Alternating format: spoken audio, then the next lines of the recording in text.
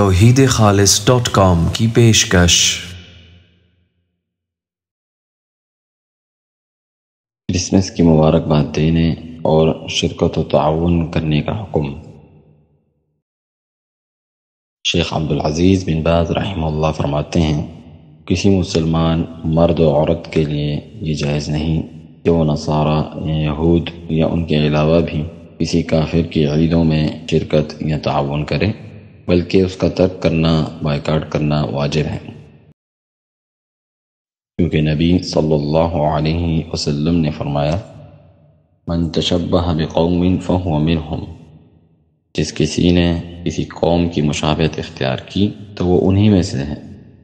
اسے امام ابو داؤد نے اپنی سنن میں روایت کیا اور شیخ البانی نے صحیح ابی داؤد میں اسے صحیح قرار دیا ہے۔